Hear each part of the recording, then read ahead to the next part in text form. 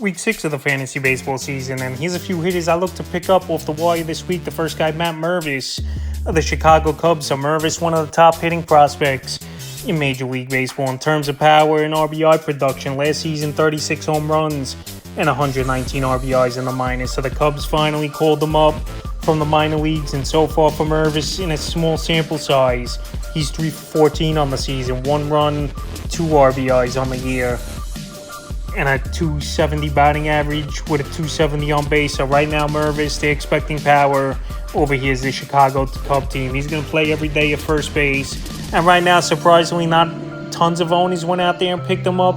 He's still out there right now in 55% of fantasy leagues in Mervis. And he's a guy that had a lot of contact in the minor league. So far, I know the strikeouts are definitely up in the first 3 ball games where he struck out 6 times. So the first few games for Mervis: May 5th versus the Marlins, 1 for 4 with an RBI. May 6th versus the Marlins, 1 for 4 and RBI. And May 7th versus the Marlins, 2 for 6 with a run in that one. So right now, getting the everyday opportunity. Eric Hosmer is in competition for Mervis.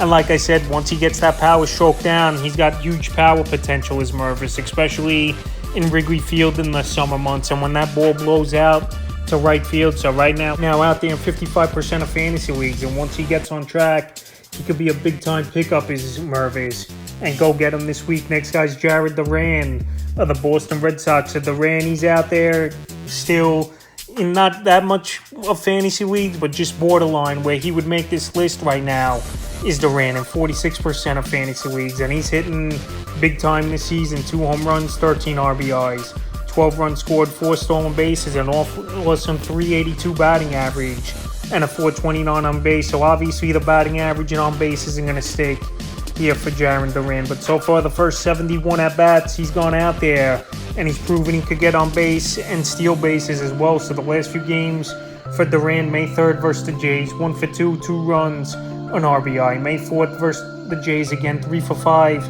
An RBI, 2 stolen bases. May 5th at the Phillies, 1 for 4, a run. May 6th at the Phillies, 0 for 4. And May 7th at the Phillies, 0 for 3. So right now, Duran playing solid baseball. I know the last few games he's gone into a little bit of a slump, but you're not going to expect a player to hit 350 or above for the remainder of the season. So if things start level out, he's still a guy that could get hits. He's still one of the top prospects to come out of the Red Sox system, and he's going to play every day. So right now, fantasy owners should go out there and get Duran, and if he does cool off big time, then you just drop him back to the wire. But right now, while he's hitting and getting on base and stealing bases and contributing, Duran's a nice pickup this week. The next hitter is Lourdes Gurriel Jr.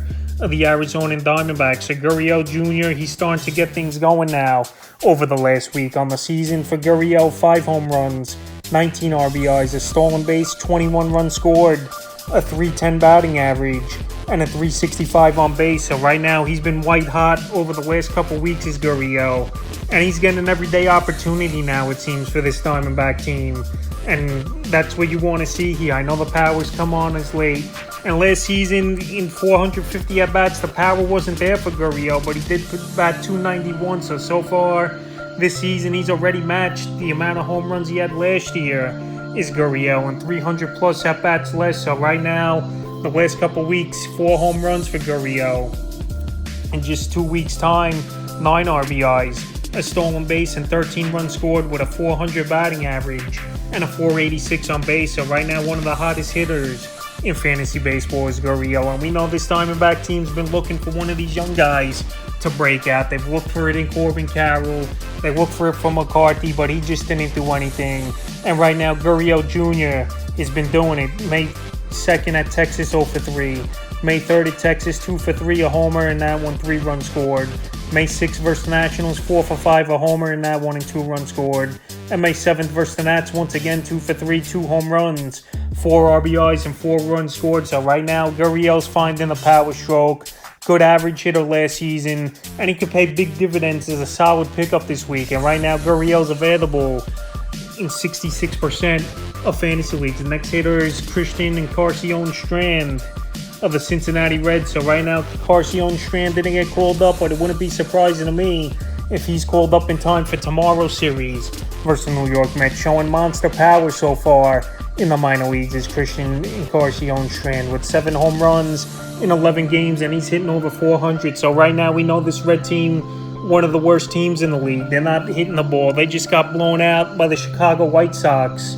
Is this Cincinnati Red team giving up 17 runs in that ball game? So right now Encarnacion-Strand, they need that boost in the offense. I know Steer's in there. Joey Votto we haven't seen up here, but it's the time right now. We've seen a lot of prospects called up in the first 6 weeks of the season. So right now Encarnacion-Strand can pay big dividends, especially in the power category for fantasy owners. And I just feel like the call-up is coming right around the corner. And like I said, I wouldn't be surprised going into this Mets series here.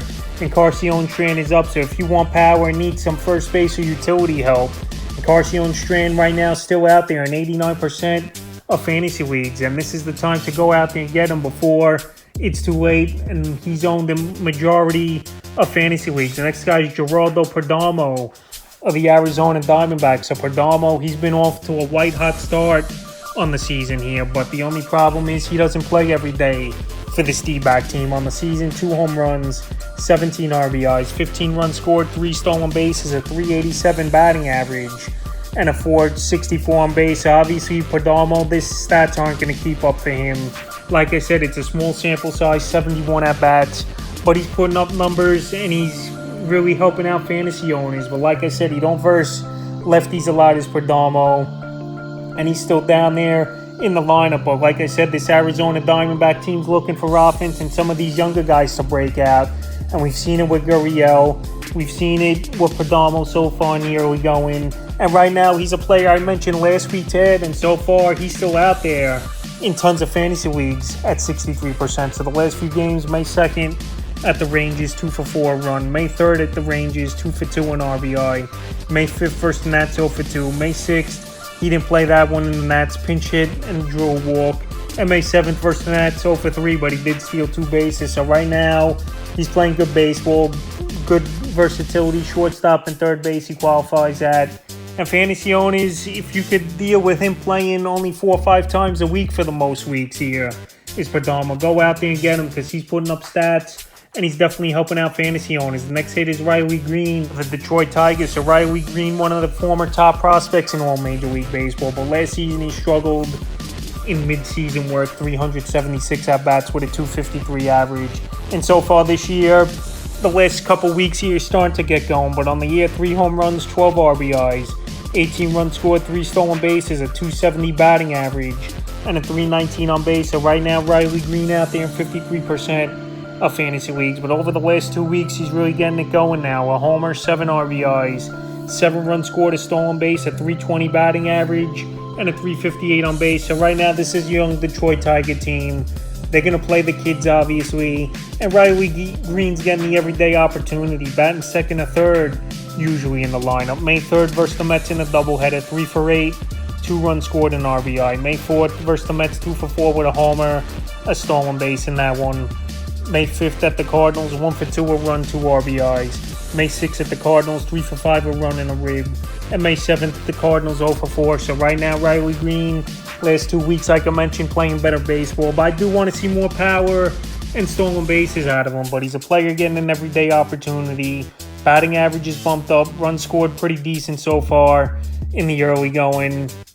And maybe now he's finally getting his footing on the room, is Green here. While he's got now just about 500 at-bats under his belt in the major league, so he's a hitter to pick up this week. The next guy is Ezekiel Duran of the Texas Rangers. I mentioned Duran as a pickup last week, and I'm going to mention him once again. He's doing good things as Duran, and a very versatile player for fantasy baseball as well. Second, third, and shortstop he qualifies for on the season. So on the year here for Duran, he's gone out there and he's playing good ball for this Texas Ranger team. Last season he had a cup of coffee for a couple months, but now he's an everyday player and it's paying off big time for him, the Rangers and fantasy owners. On the year, 4 home runs, 16 RBIs, 12 runs scored, 2 stolen bases, a 318 batting average, and a 350 on base. And over the last couple weeks here, he's really playing great baseball. 3 home runs, 10 RBIs, 8 runs scored, 2 stolen bases for Duran, 358 average, and a 390 on base. So he's going out there,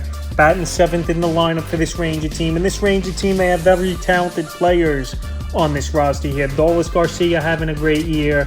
Corey Seager, we know is a good hitter, but he should be back sooner than later. Marcus Semien, he's a solid veteran over the last few seasons. So right now, this Ranger team, they built their hitting up over the last few seasons. And now Duran, one of the top prospects in their system last season, he's come up and he's produced. May 2nd versus Arizona, 3 for 4. Homer, 2 RBIs, 2 runs scored. May 3rd versus Arizona, 1 for 4. May 5th at the Angels, 0 for 4 with a run. May 6th at the Angels, 2 for 5 with a run. And May 7th at the Angels, 2 for 5, a homer, 2 RBIs, and 2 runs scored. So right now, Duran, the power, surprising me as well a little bit. 4 home runs so far in 85 at-bats, where last season it was only 5 home runs for him in 208 at-bats. So the versatility, the power he's showing, and the RBIs, and he could steal some bases as well. He's definitely a solid pickup this week. And like I said, he's available in 61% of fantasy leagues. Next guy's Nick Swenzel of the Cincinnati Reds. So the Reds here, we know they need some hitting. Nick Swenzel, a former top prospect in the system a few seasons ago. And now he's starting to get things going finally, it looks like. 3 home runs, 13 RBIs, 2 stolen bases, 14 runs scored, a 270 average, and a 333 on base. But the last 2 weeks here for Swenzel, he's really getting it going. 3 homers, 11 RBIs, 9 runs scored, a stolen base, a 366 average, and a 422 on base. He's almost getting on base 50% of the time over the last few weeks here. Swenzel right now available in tons of leagues, still at 59%. Good versatility, 3rd in outfield in fantasy baseball. And right now, he's another youngster still trying to find it over there in Cincinnati, even though we know he's been up the last few seasons here. Batting 6 and getting an everyday opportunity. May 2nd at the Padres, 0 for 4. May 3rd at the Padres, 1 for 4. May 5th versus the White Sox, 1 for 4 with an RBI. May 6th versus the White Sox, 0 for 4. And May 7th versus the White Sox, 0 for 3. So the last few games here, we haven't seen much out of Swenzel. But like I said, everyday chance, showing some power, 3rd base and outfield eligibility. And right now, fantasy owners should go out there and get him. If he fizzles out, you could just drop him back to the wire. But right now, he's been solid. The next guy's Elias Diaz of the Colorado Rockies. So Diaz is one of the better hitting catchers so far in the early going in fantasy baseball. 3 home runs, 18 RBIs, 12 runs scored, an impressive 343 batting average, and a 391 on base. So Diaz, he's been a hit machine in the early going for this Colorado Rocky team. And obviously he plays in Coors Field, the great hitters park. Plays in a division where there's good hitting parks. And he's getting an everyday chance as well. So right now, Diaz available in 58% of leagues. And he's going out there and he's producing for this Rocky team. And it seems like he has a multiple hit game just about each and every day. April 30th versus the Diamondbacks, 2 for 5 with a run. May 2nd versus the Brewers, 2 for 4, homer, 2 RBIs. May 3rd versus the Brewers, 2 for 4, run and a rib. May 4th versus the Brewers in that one, 2 RBIs, but 0 for 0. May 5th at the Mets, 1 for 3. And May 6th at the Mets, 2 for 4 with 2 RBIs. And May 7th got the day off. So right now, Diaz playing good baseball.